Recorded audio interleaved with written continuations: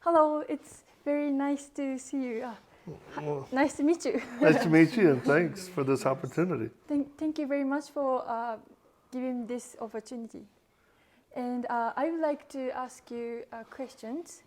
And my viewers are Japanese, so many people are worried about American situation because whatever happens in the United States will affect Japan. Yes. So my first question is, based on your experiences all over the world, what do you see in your country? Well, you know what? I would say this, that America is in a very dangerous place right now.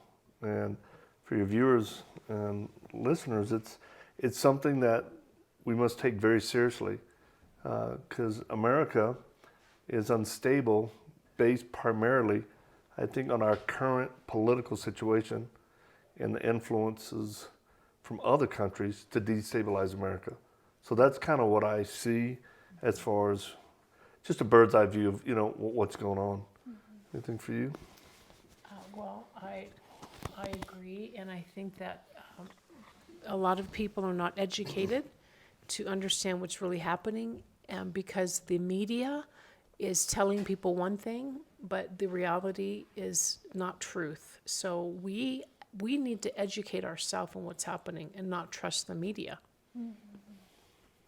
And your job is to help many people in many countries, and I see your faith in Christianity, and you're giving many new view of their lives, and you're changing your lives. And I think that when I saw one of your movie, you gave me very huge energy, and I felt what's happening in my life. Sometimes I see like, oh, I have not good day, or I think there are many things I need to deal with, but it looked so small.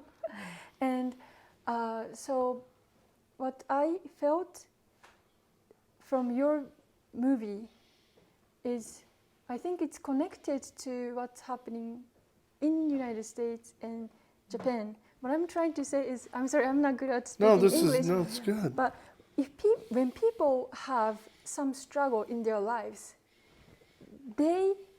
those people who are trying to attack countries like Japan or United States, they, I think, use those people who in need and give us liberalism to make them feel that those ideology is the way to save their lives. Yes. And many people are struggling with this. That's what I felt. So I'm not trying to force my opinion, No. but could you please teach me, how do you change or give opportunity for those in need? Sure, I'd love to. And one that's very insightful for you because it's true. Oftentimes, people who struggle with a lack of identity or a moral code, or they've suffered trauma, they're very susceptible to other influences, whether it's a false narrative, for people to manipulate them in order for their own purposes. They act like they care for the person who's hurting. They don't. They just want to use them. So I think for your viewers, my background is so they understand the context by which I'm going to share my beliefs is I was tortured as a child and left for dead. And I suffered greatly. I was left in a commercial cooler to die, but it caused problems for many, many years to where I had to have 123 visits to a trauma specialist. I did drugs. I was very angry, violent, insecure, and then a large part of my healing came through faith, because I think faith is important, and our soul and our mind and our need to be healed so other people don't take advantage of it, especially forces of darkness. We believe in dark and light. So I would say this. One, when we've traveled to other countries, and everything from children being turned to terrorists because of brainwashing and abuse to very sad. We deal with girls and people who are human trafficked, sex trafficked. Many of them come from abusive backgrounds. And when people experience injustices, it makes them more vulnerable. Now, what I will say, all pain is, I see, to me, pain is equal, no matter the background, emotional pain, but the consequences are different. So my mother had married, many, many times. I went to 14 schools, 17 houses. That all has consequences. But the same pain another young man could feel if his dad just rejected him, or his dad said something to him that said, you'll never make it, you'll never add up, you're a loser. It hurts. So pain, to me, is the same. The consequences are different. And I think why people like to see our movie or follow our videos is we've kind of lived out, how do you make it, right? So relationships are the most important thing that's going to happen in someone's life, good and bad. And my wife met me. When we met, it was 34 years ago. And we developed a moral code that most people in the world do not follow. And we believed in a level of purity and honor and commitment, and we've kept that. And it has allowed us to be on a solid foundation to reach and help others all around the world who suffer from trauma. Okay. And I've seen one of your movie, Victor Marx story. Yes. And I felt that you are the greatest Yes. help and influence, and you supported family. And right now in the United States, I hear many people saying that value in family are under attack. Yes. So is in Japan. Yes. Being a great wife, and you have been many what should I say, struggle or problem or many things. Oh, yes. Could you please share a story, or could you please tell us the insight you got? Well, that's a good question. I believe that for marriage to me is the bedrock of society. And when marriage falls apart, we see society fall apart. Both of us came from divorced parents. And there's some downfalls in that. I was raised by a single mom. Victor was raised by many fathers. So when Victor and I came into our marriage, we both had baggage. Baggage. Baggage. Okay. Yeah. I Yes. think everyone comes into marriage with baggage because no one's perfect. We come up from childhood. His was severe because of the abuse. Victor explains his coming into our marriage with the whole luggage train, the whole train of luggage. Okay. Yeah. And I say, I just had one piece, a carry-on, but I had explosives Okay.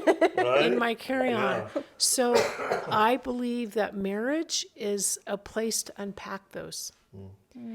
And it's a lot is childhood wounds. So I think it's good. I think it's important to unpack, to heal. And I think as married couples, that is the best place to do it because you're safe.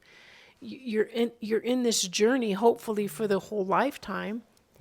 And it's okay to heal. It's okay to see counselors. It's okay to get help for problems. Because if it just stays here, that's how come a lot of marriages don't make it. And we actually have a marriage course that, we need to get translated into Japanese. But never give up. That's our main thing. Never give up. Protect your marriage. Have hope for the future. Hope is so important. And again, we're starting it at a level of personal. starting with the person, then your relationship, and then protect your family. Because in Japan, it's so important that y'all protect the family, the value, the honor, that used to be amazing. So, one of the challenges early in our marriage that I was not prepared for because I wasn't expecting it, because here I am married to a Marine, a black belt, a man that has so much charisma. I did not know the pain that was in his heart until we started having children. We had our own business. The stresses of life brought this to the top. So this is when his childhood pain started coming out. And he describes it as a beach ball. You know, when he would be triggered, the beach ball would pop up. And then I would see, bizarre behavior or anger, outburst of anger. All these things would pop up. He'd try to push it down. So I was not prepared for this. So this was the beginning of his trauma coming out. And God allowed us to go through it, I believe, to teach us that this is human. You can't pretend it's not there. You can't just push it away, because it will come out when you're stressed, when things happen. So that was the beginning. And we had 3 children, ages 4 and under. We had our own business. And when we said, I do, I will marry you till death do us part, I didn't know what that meant. Oh, okay. But I did know that I made a commitment to God and to my husband, and I knew that how difficult it was, he was going to help us, and he did.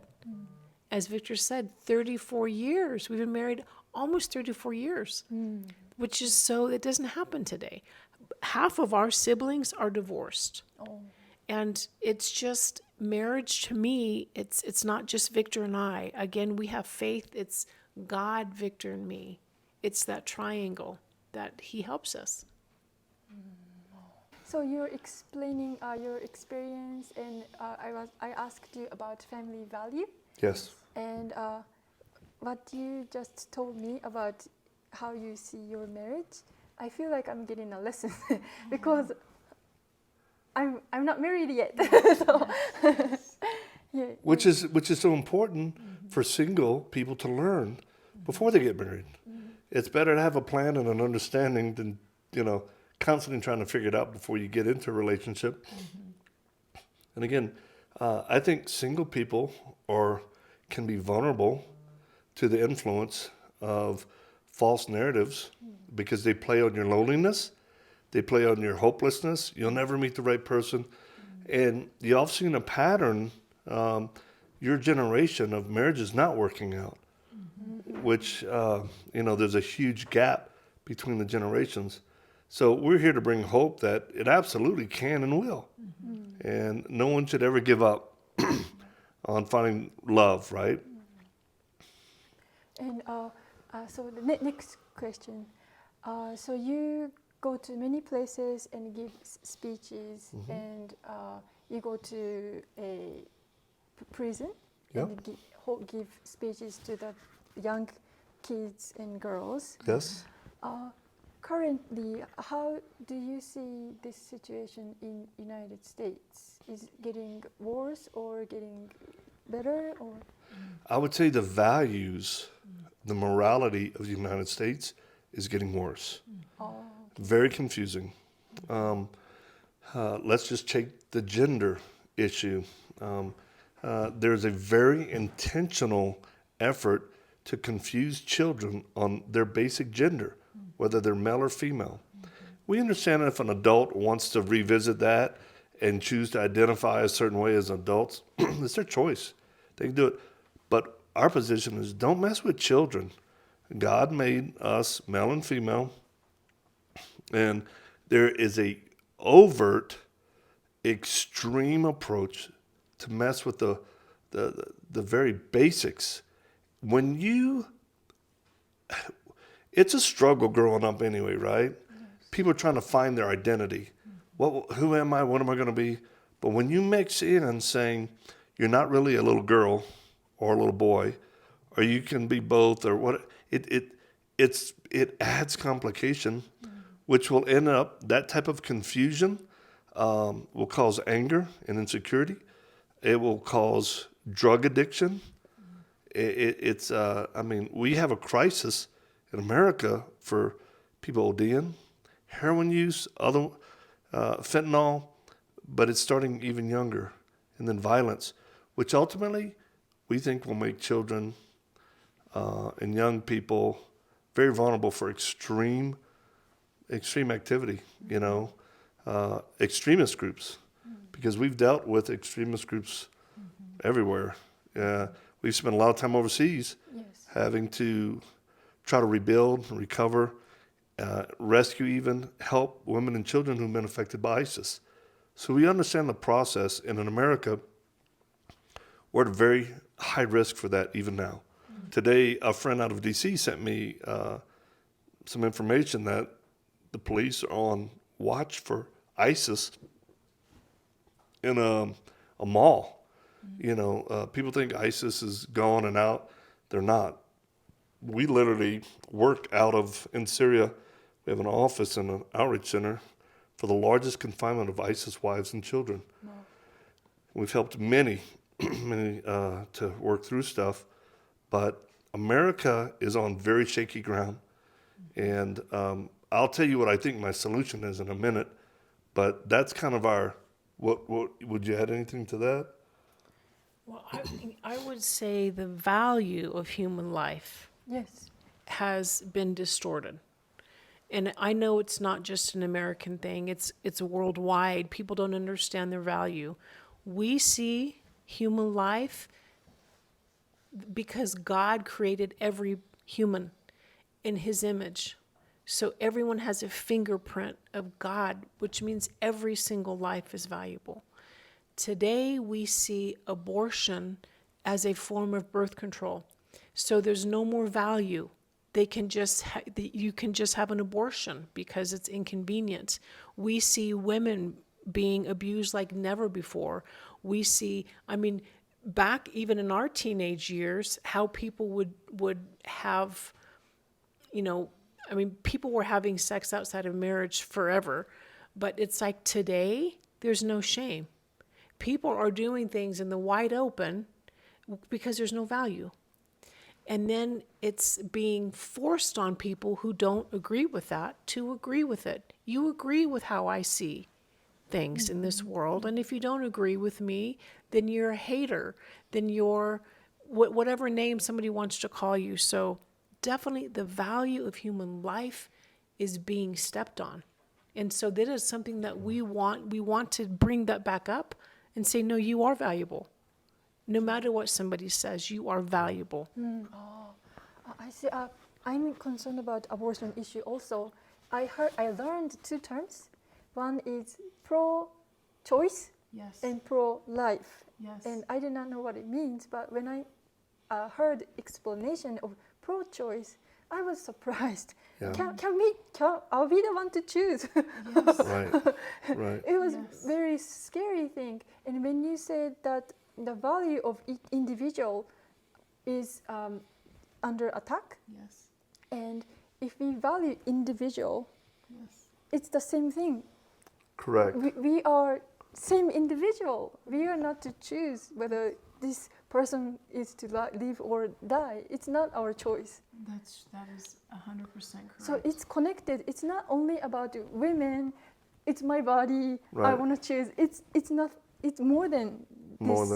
We were talking about more than this things. And even that statement, my body, my choice, if they really believe that, then certainly a baby inside them, it's their body and their choice. Yes. If we're using logic and being intellectually honest, so we believe that God will allow consequences to come onto nations and countries that rebel against him and his moral law and again, we're very concerned for America. We're concerned for Japan. We're concerned for many countries we go to. I mean, I was just in Colombia recently with some friends, Michael Yan, which is a friend of ours, mutual friend, Mexico, overseas. We have safe houses in Southeast Asia, and we see evil.